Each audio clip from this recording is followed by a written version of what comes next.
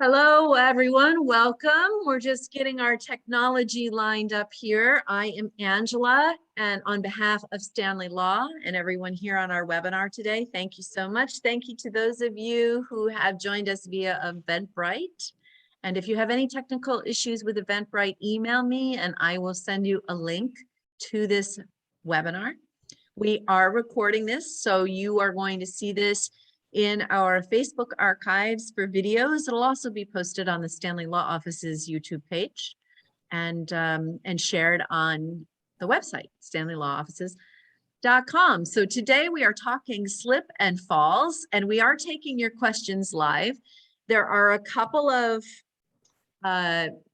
game rules, I guess, that I want to go over before I introduce everyone on the webinar. First and foremost, we are using technology, and sometimes it can be a blessing and a curse. So it's allowing us to connect with all of you wherever you are in your little place in the world, and but it can go down on us. So if something happens with technology and we lose our feed or something goes awry, just click out and click on back, come on back to us. And if we can be here with you, we will be. And if not, we'll reschedule.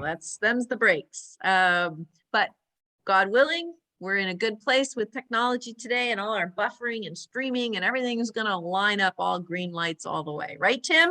Everything's going to line up. Hope so. Okay, so again, I'm Angela Moonan. We have with us today attorneys Tim Welch, Joe Stanley. Hello. Hello, Joseph.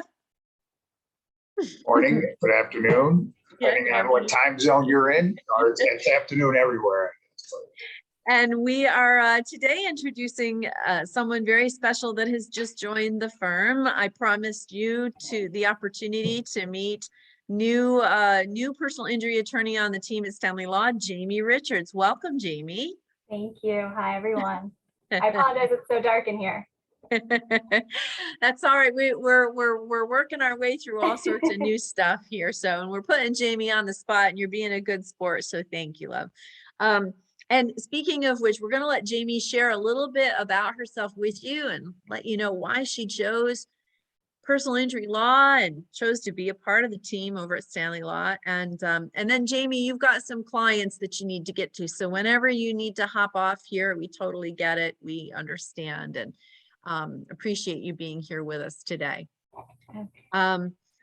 We are taking your questions live. So as we're talking with you all today, if there's anything at all that you want to ask us about slip and falls, what you need to know, why it's good to know, we're here to advocate and educate, and that's always been the mantra of Joe. So please ask your question in the chat if you're on the webinar with us, or ask us in the Facebook live stream. I do have my cell phone and I am monitoring it. So with that, Jamie, it's over to you, love. Let's hear your story. Let's hear your story.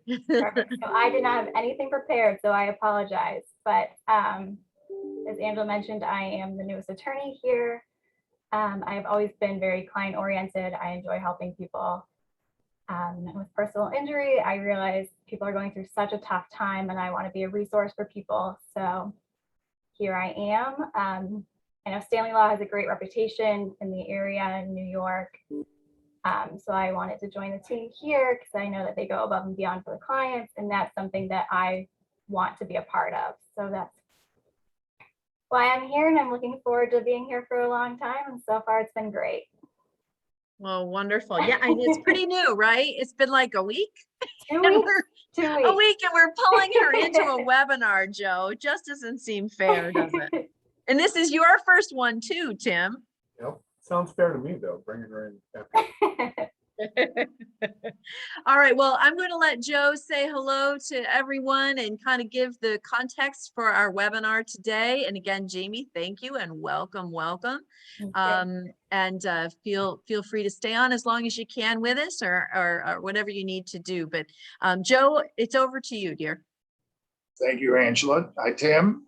Jamie, welcome to the ship. And hopefully we'll help you steer your safety boat for the clients as necessary over the years. So, and actually this is a pandemic events, so to speak, webinars that we have found to be very useful in educating our clients at the time and having archives of things that are important, things that we do, and also to help the clients understand how these matters come to be a legal issue and how courts and lawyers look at them. And slip and falls are probably the one thing that people have an opinion on, even more than car crashes. Sometimes people think slip and falls, slip, trip, falls are something that are humorous, funny,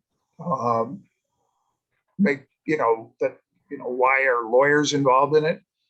But the truth of the matter is that every day in and out, we are engaged in trying to traverse the environment that is not friendly to human nature.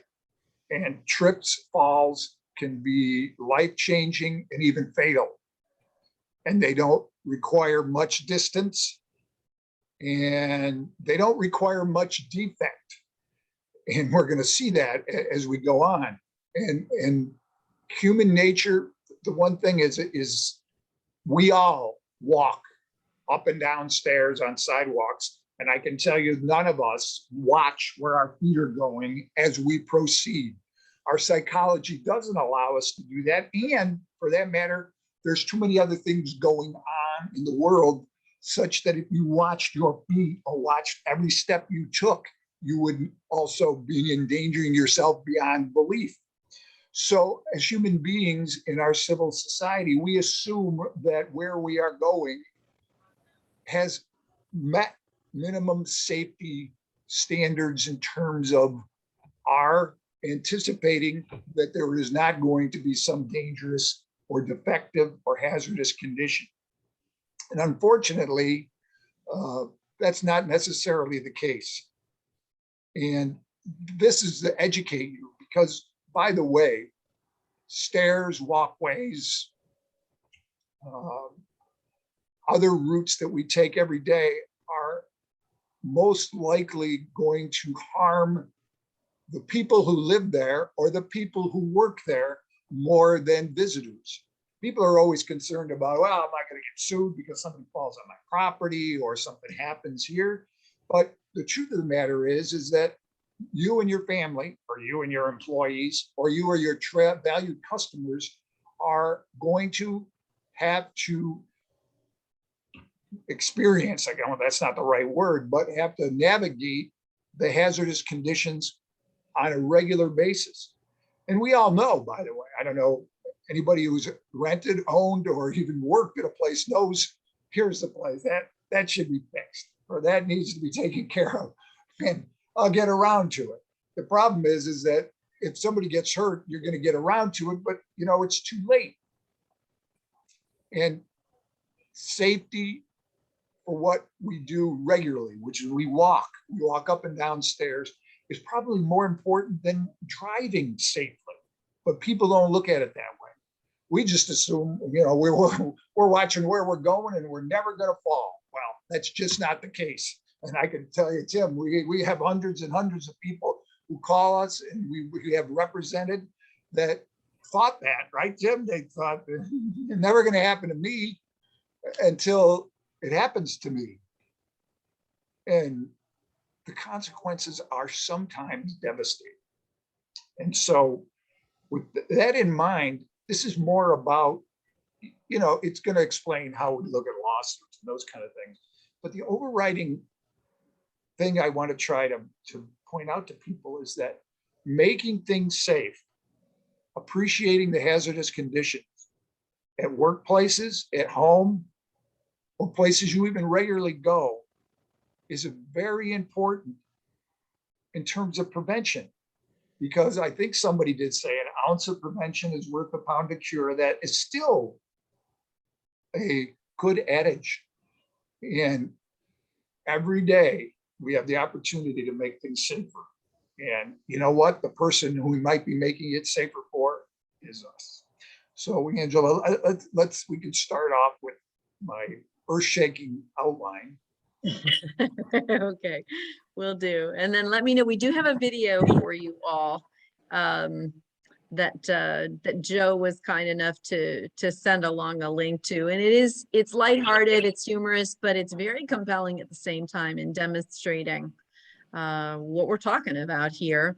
So let me share screen. Again, you're going to work with me here on. Tim, by the way, you have, I want you to chime in. You handle a lot of these cases. So when we talk about a staircase or we talk about whatever, you tell us about cases that you have handled and how they have went, how the people got injured, you know, just generally, obviously. But but this is real world stuff, not just, you know, it's not fiction. Okay. Is that my first? This is your first slide. Well, this is your Oh, first look at slide, that. Joe, Well, but they all know who you I are think now. I already addressed that. Okay. New York State has a building code that is required for everybody in the state. It's uniform. Every municipality has to follow it. And the reason for uniform standards in buildings, in construction, is that we all as people can rely on uniformity in what we encounter. That is the goal. That's the reason. You know, rules are rules for a reason. And sometimes, you know, we have people that are talking these days that somehow we don't need to follow the rules because it infringes on our liberty. Well, rules are part of any civil society. And by the way, we all give up our liberties to be part of a civil society that can function in an organized and reliable manner. Without that, all you have is chaos. And if we don't have these standards, and by the way, this standard building codes are not that new. Not relatively new. Even in New York, there used to be a whole litany of regional, you know, state, local, and some places didn't have any building codes until very recently. And if you want a good example of when that happens, travel to some Caribbean countries or South American countries, you can see what you get when there are no building codes or there's haphazard building codes. So that's a great point, Joe. I mean, if anybody's traveled anywhere, you can, and you know what? Not that we're all trained to look for probably the detail that you're trained to look for, but some of the photographs we're going to share today, we've all seen stuff like that where we've said, well, that can't be good. That can't be good. So you ready? You want to play this video, Joseph? yeah, and this video, by the way, just shows what happens when the standards are not met by a very minimal amount, less than a half an inch. So go right ahead and play it. All right. So let's see if we can find our YouTube. Here we go. All right. So this video was taken at the subway station. I'm guessing, yeah, New York City subway. Now this lasts for about a minute and a half, so bear with us, but I think it bears witness to all of what Joe's saying. Something so simple can be so dastardly for all of us. Oh, Joseph, by the way, can you hear audio or no? Do I need to? I don't hear anything. Okay, so I may need to, let me just do this. Because when we go to share, there's an extra little step. Share screen that I share sound. There we go. See, I've learned how to do that, Joe. Here we go. Very good.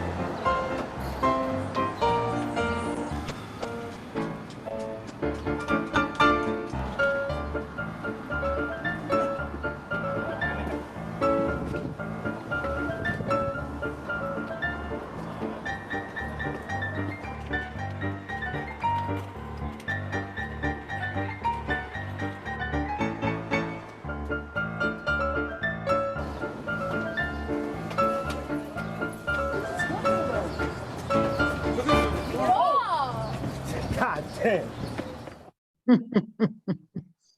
I think I've been in those steps before. That's That's a incredible. fraction of an inch. Fraction. A fraction. Yeah. Oh, now let me shut this off. Hang on. There we go. Okay. So there's an example of, that's why building codes for stairs are critically important, because they require risers and the treads to be of standard dimensions on every step, and to have hand railings in particular locations, by the way, because when the stairs aren't made right or they start falling apart because they weren't made right, you can at least hold on for dear life. But usually the stairs that aren't made right, the railings either aren't there or aren't properly located or installed anyways. So, but And yes, Tim, stairs because Tim, you referenced that, didn't you? Didn't you have a client that was an Yeah. issue, the handrail? We've had a few. It's an issue, and one of the first things we do when we get these cases in is to see if there has been code enforcement issues with the property in the past. But you know, a lot of times these railings are rotting, and somebody puts their weight on it, and it collapses, and they fall because they weren't able to hold themselves up, or the railings are non-existent; they're not there. Violation of the local code. It's so amazing because just over the years, Joe has emphasized so stringently about hold the railing, watch where you're walking, that if there's something that doesn't have a railing there, it feels like really awkward to just walk up with your arms hanging down at your side.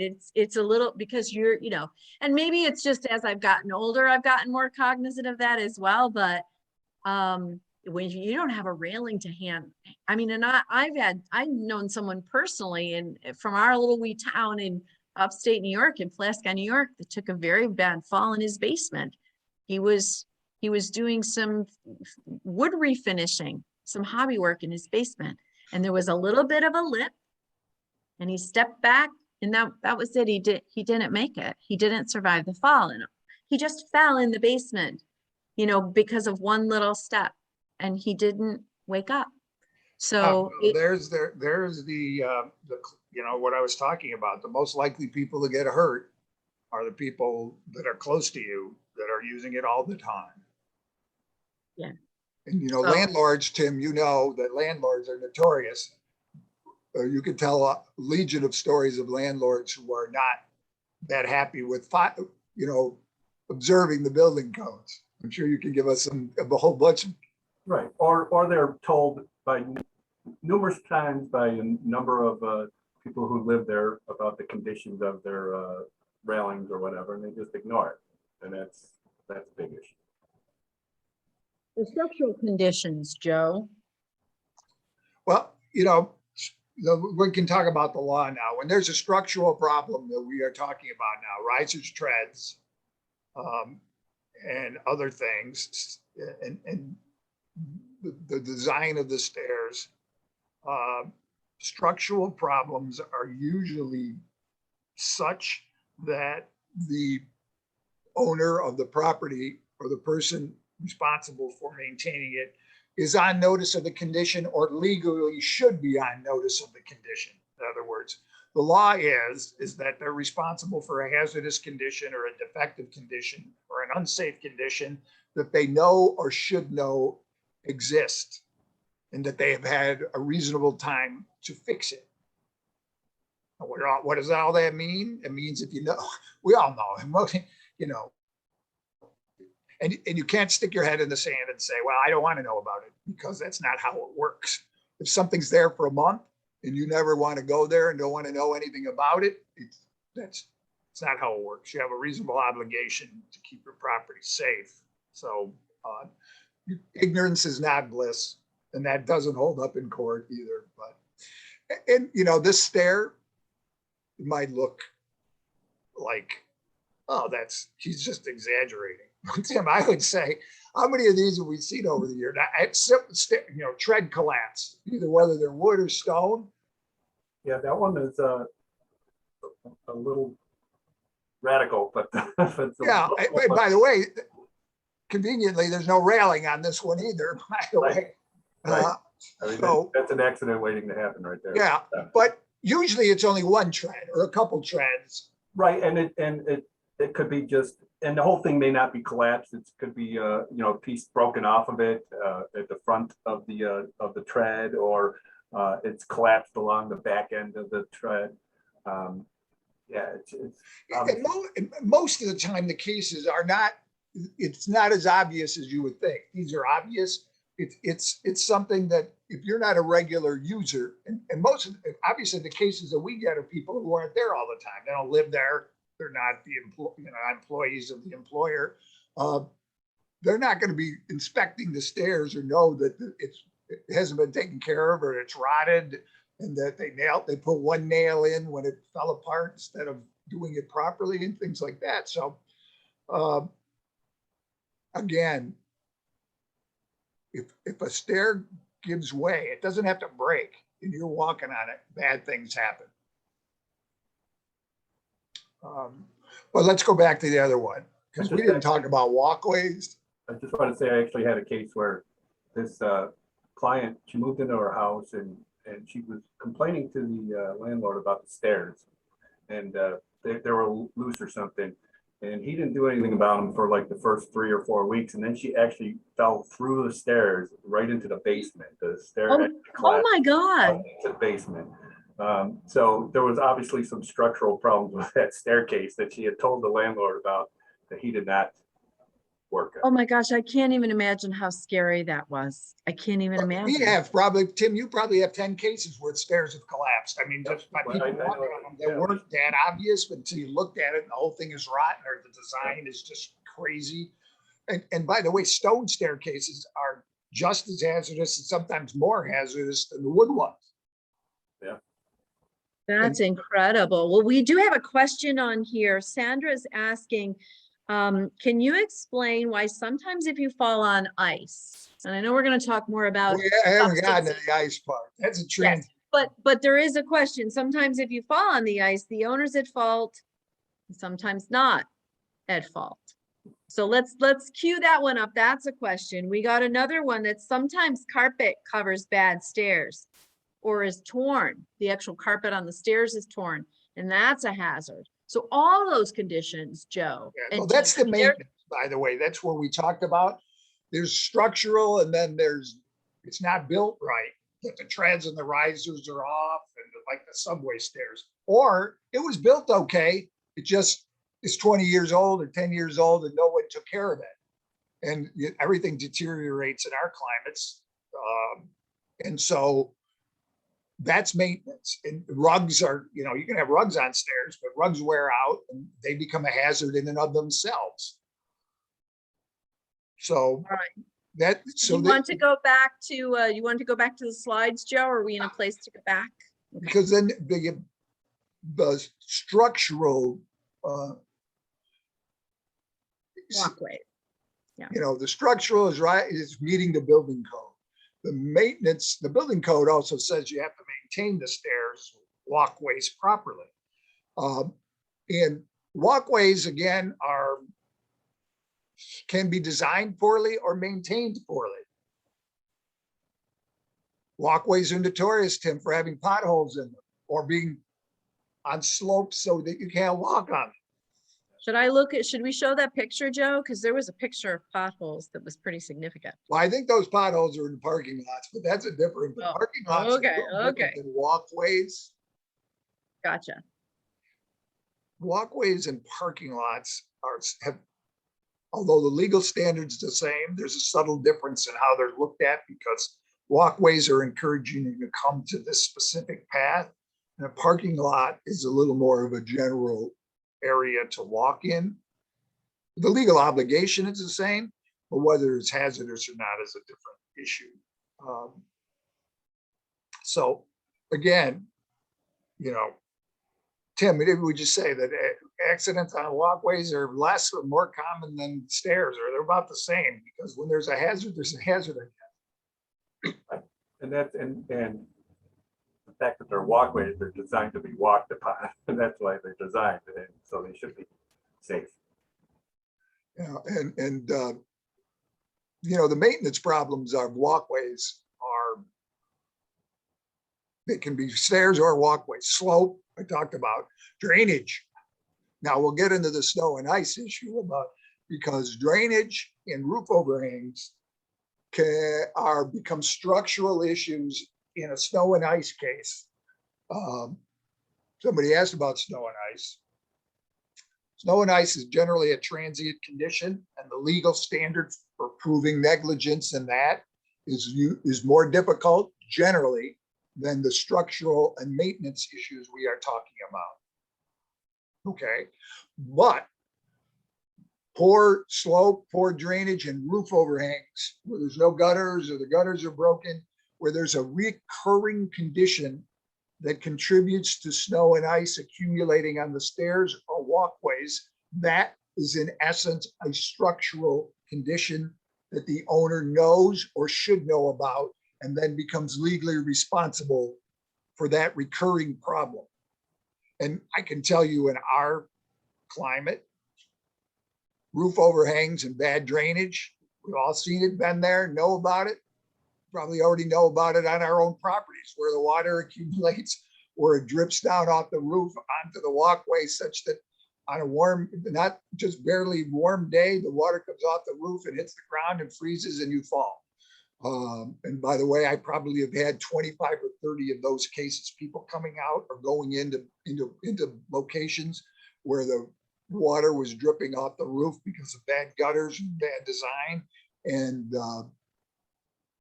And it's just thin ice and bad injury sometimes. So now you've gone into a parking lot, Angela.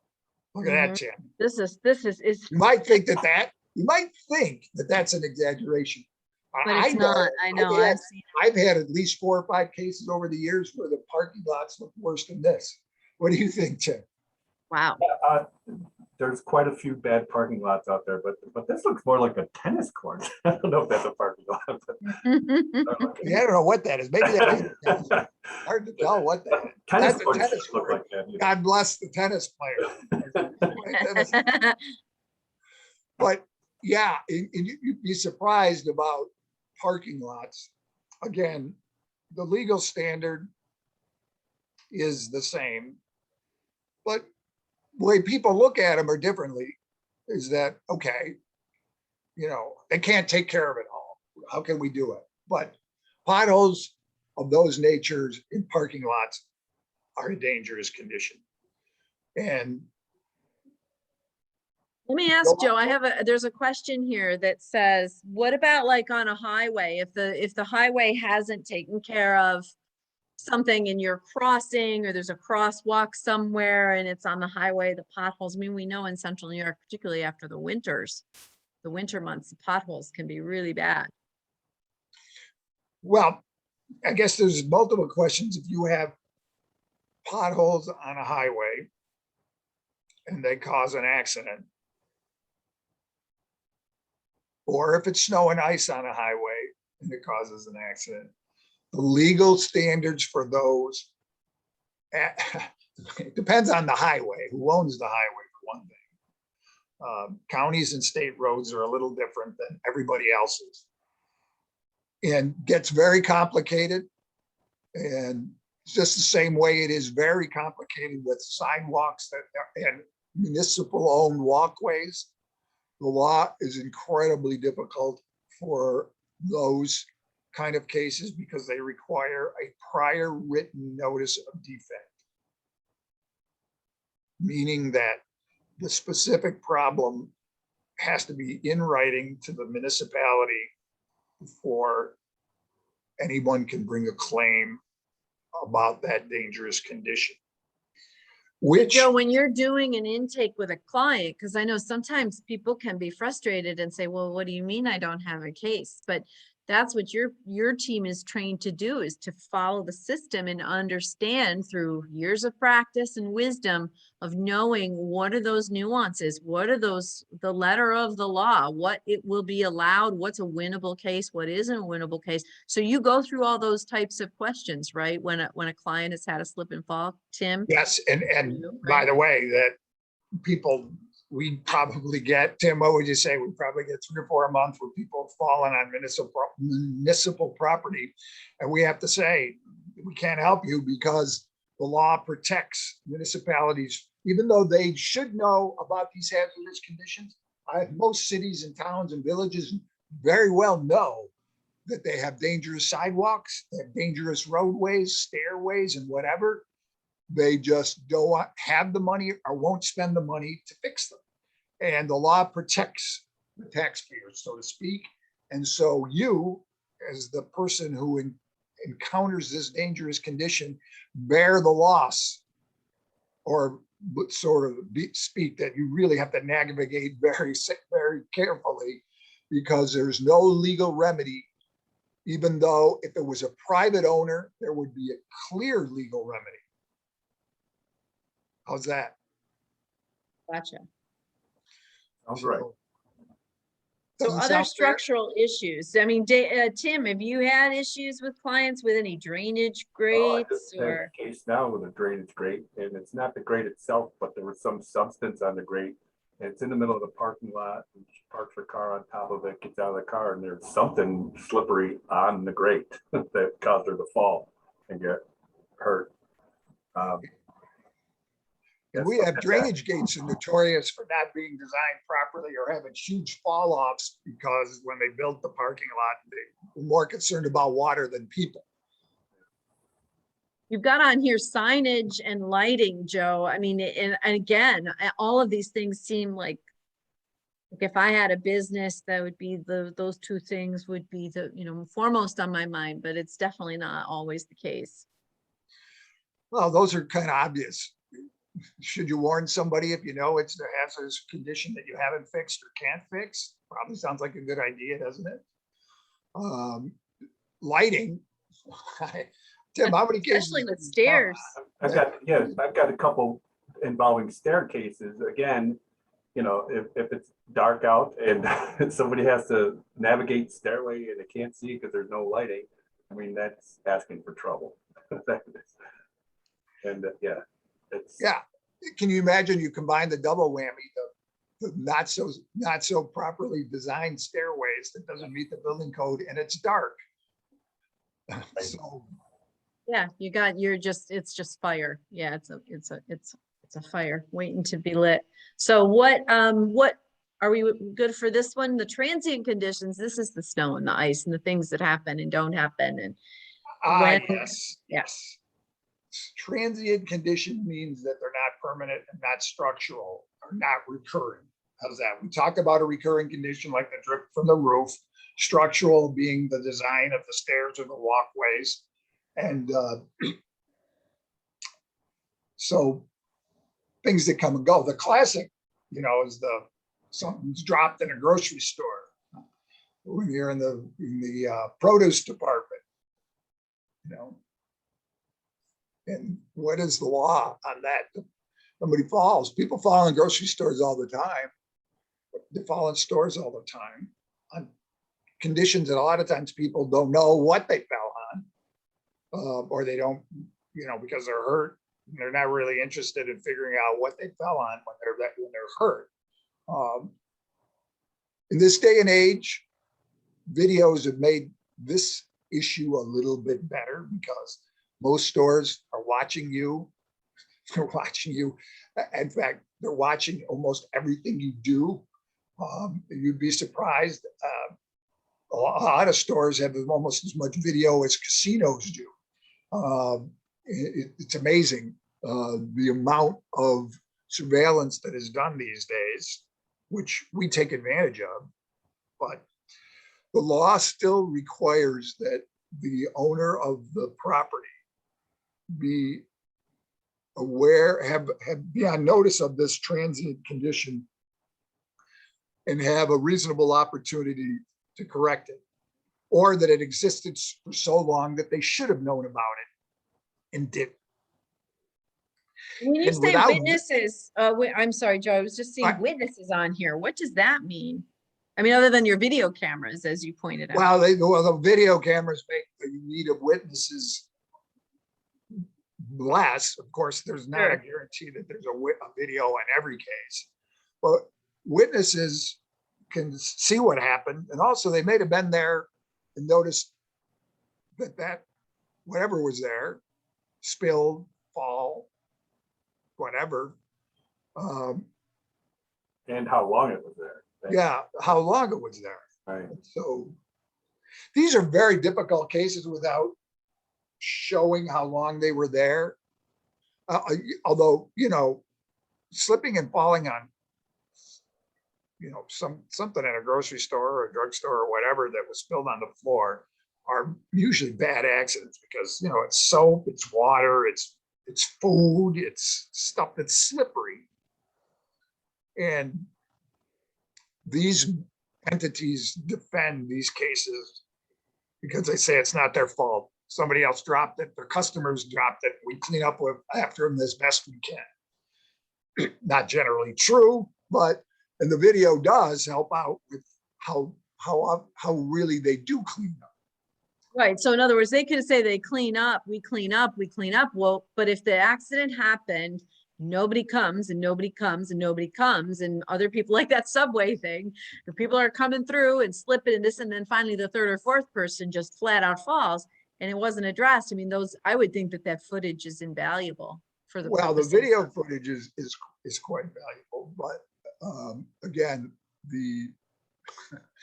this is an interesting, we've just had a case where the video they edited the video, even though we demanded it. By the way, it's one of those important legal issues. If you have a slip and fall, you really need to get to a lawyer and try to preserve the video, because a lot of the videos last a week, a month. And even then they edit them. We just had a case where they just chose to edit the video because they didn't think what was before, what was, you know, for the hour before the accident was relevant from their purposes. Of course, it is legally from our purposes, it's very relevant, but There's a question in the chat from Carol, one of our Eventbrite participants, and she's saying that the carpet on my stairs is old and the carpet's been worn smooth, and also the landing has a tilt. And I'm assuming, Carol, you're a tenant, meaning that this responsibility of replacing the carpeting is someone else's. So Joe, you know, what would you recommend to Carol to put her landlord on notice about the wearing down of the carpet, that it has an unsafe condition? well, I always say that you should, if you notice a hazardous condition and you're a tenant or a customer for that matter, or anybody, you have a municipality that there's a You dangerous. could be an employee, right? You could be an Right. employee and, Yeah, right, you know, okay. all of us should have an obligation to keep ourselves and others safe. And so you should report it and keep a copy. And these days, email is a good thing to have. So it's not like the old days where it was a real hassle to send a letter or take a picture of the dangerous condition and send it along. But now everybody has phones. You take a picture, you can attach it, send here, please fix this. It's been this way for a while. I may have fallen on it or almost fell on it or whatever. Well, the thing It is always- excuse me, is what's happened is apparently the tenant before me drank too much. And I don't think she was always as current on the rent as perhaps she should be. And you know, it was something like that. And she was asked to leave. But what happened was she was drinking and she went up the stairs one night and she slipped and she fell and she broke her leg or something. And actually one of the guys had to come around, fellow tenants had to come around and actually carry her up to the stairs. So there's already been an incident, and I complained through the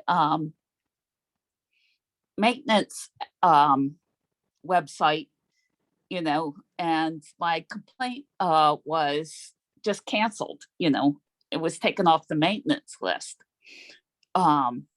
So All you can do is put them on notice, keep the copy of your complaint, and if they don't fix it, you know, you don't have a legal remedy other unless you get hurt, which I don't think is Right. the remedy you want, but you know, it's the nature Well, of people. right.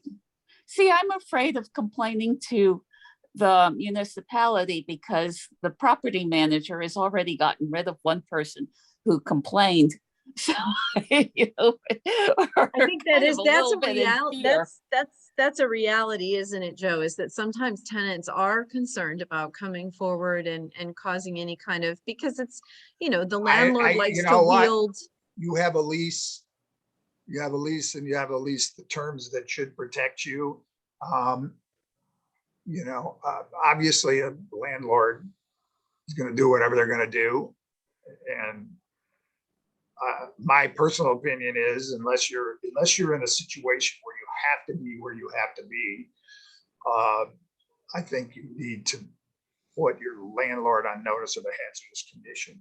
I mean, You get these Well, questions a yeah. lot, don't you? You get these questions a lot, don't you, Joe? Like when you do your radio interviews and things throughout the area, you get the question a lot about that landlord-tenant relationship. And more people are renting. And so these slip and fall scenarios they're very prevalent. And I mean, I would say, I mean, I know that, you know, car accidents, et cetera, Joe, for you and the team are, you know, can be horrific and traumatic and dramatic for families, changing lives forever. But as you pointed out at the very beginning of this, slip and falls can be just as dangerous. I'm going to tell you, I woke up one morning, I forgot that I didn't put my recyclables out. And so I heard that, and the recyclable truck comes really, really early. And I mean, second guessing it, hindsight now, I leapt out of bed and went running. So I'm out of it, not fully awake, went running, went out, and I've got in my driveway, I've got a little wee lip that's a step down. It's literally maybe 3 inches, 4 inches. And I forgot because I was out of it, and I have it marked and everything. And I went off that thing with all the momentum of running for stupid recyclables. I will never make the mistake again. But I haven't been hurt like that in a long time. I can't, just the momentum of the crash and everything that I hurt, and just 3 inches, three inches, how hurt you can get. again, the landlord tenant issue is really, you know, again, either people are going to be responsible or they're not, because, you know, the landlord, if you fell, their defense would be, well, we weren't on notice. They never complained about it, so it couldn't have been there, you know, right? I mean, Tim, how often do we hear that? Okay. Or like the tenant before they were drunk, you know, something like that, you know. Yeah, or whatever. I mean, the answer to these cases is always, you should be watching where you're going. Everybody, that's because people fail to perceive that walking and doing these things is an unconscious behavior, really, that most of the time we can't watch where our feet are going, or we'd never get anywhere. I mean, that's the real truth of the matter. And it really comes down to about money. The tenant doesn't want to fix it. You know, there's a lot of those. I mean, the landlord, there's a lot of them out there, and I don't know what to say. And in this pandemic time, it's not that, you know, people are not necessarily interested in safety. I'm going to go back to these slides, Joe. So we left off at the transient conditions. Is there anything else you want to touch upon? You did touch upon municipalities and witnesses. Tim, were there any other stories or anything else that you'd like to share with respect to snow and ice? We're obviously coming into that time of year. It's September, almost is the end of September. It's hard to believe it's flying by. But any other points on this slide, Joe, before we wrap up? Well, yeah, I think you know, the snow and ice issue is that everybody's going to experience it. And snow and ice cases are the most difficult cases that we have around here, because the landlord has to be on notice of the hazardous condition and have a reasonable time to correct it. And the defense in those kind of cases are always going to be is that we couldn't do anything about it because it's everywhere, and God forbid it snows here. You know, I mean, you hate to say that. That's their defense for not doing anything. That's not the law, but they take advantage of people's preconceived opinions on the matter and don't really understand that, again, it can happen to you at any time, but most people don't think it will. So they don't hold the people who are responsible for the unsafe conditions legally responsible. Tim, with all the clients that you work with, what if you had, I'm going to go to our final slide just so that people can see how to contact the firm. And as a reminder, this webinar is being recorded and will be archived if you want to reference back to anything that Joe and Tim have shared today. And you can always go to stanleylawoffices.com. You can email Joe directly at joe@stanleylawoffices.com. Or there's their general info at stanleylawoffices.com. That's easier to remember. I don't know, Joe. Joe's a pretty easy name to remember, but we do have offices in Syracuse, Watertown, Rochester, Binghamton, and Montrose, PA, and we will come to you if it's necessary. But we do have those offices for you to meet. And we have every Zoom. And we have Zoom. at That's any right. Every consultation initially is free. You know, the old adage that, you know, we don't take every case that comes along because, Joe, you have to look at it in your wisdom, knowing the system. Tim, et cetera, Stephanie, all the attorneys on the team, you've got to know what's winnable, right? Yes, well, yeah, you have to know the law, you have to figure out what the injury is, and then you go from there. Tim, any other words of advice if you like looking at your clients? First of all, thank you, Carol, for your kind comments and for participating and staying with us. Thank you. Hats off to Jamie Richards and welcome to her again.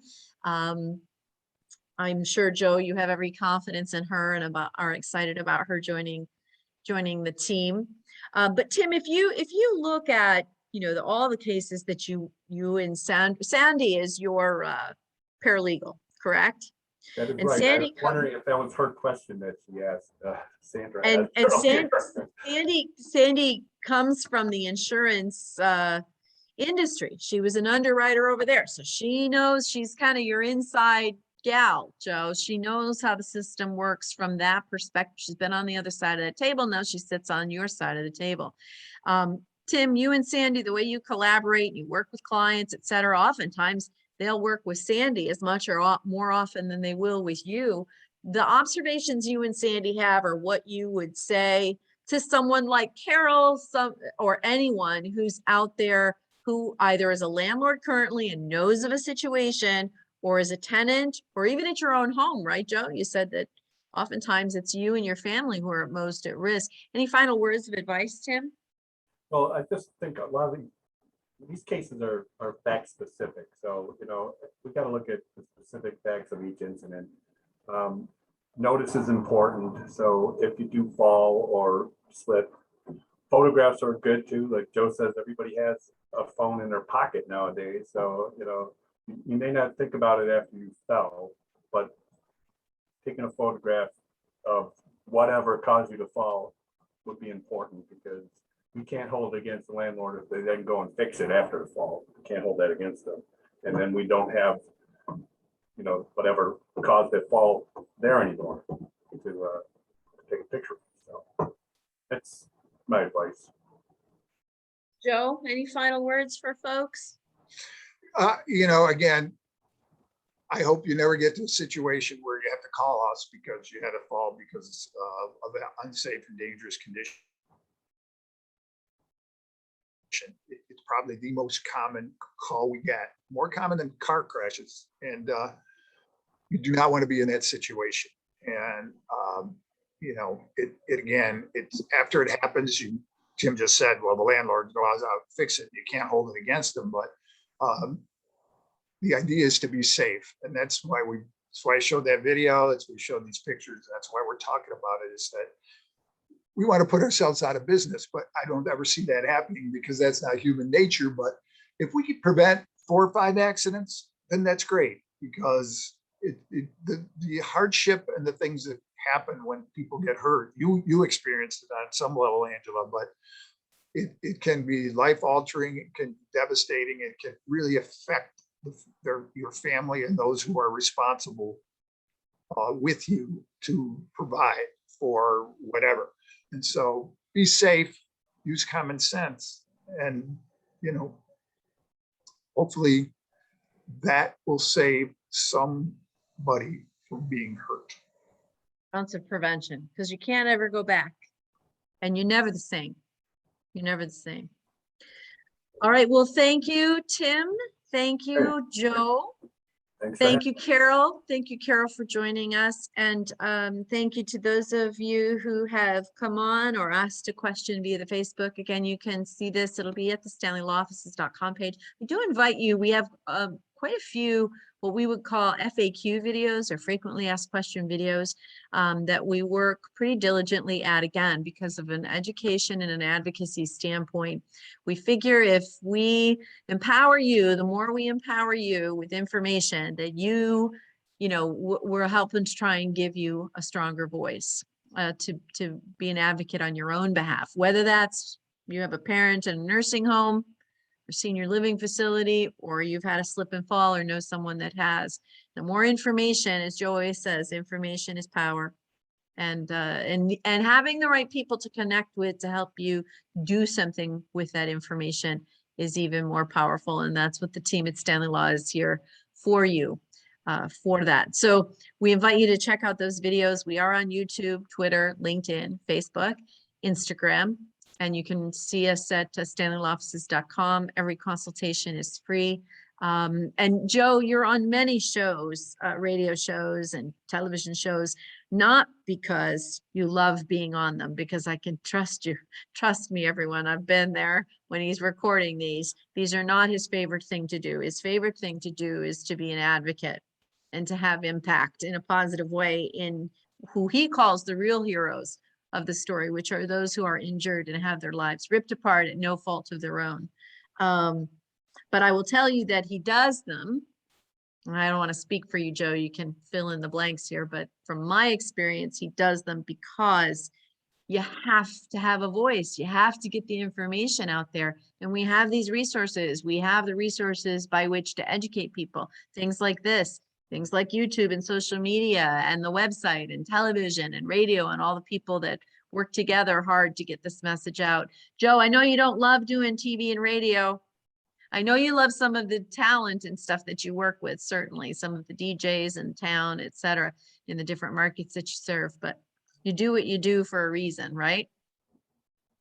Yeah, I think it's important what we're doing here. I mean, Carol had a great question, and we get a lot of questions about people who don't have or don't have contacts and need information in order for them to understand that sometimes the legal system isn't fair, and at least they understand how they have to deal with it, which is probably sometimes an eye-opener for a lot of people.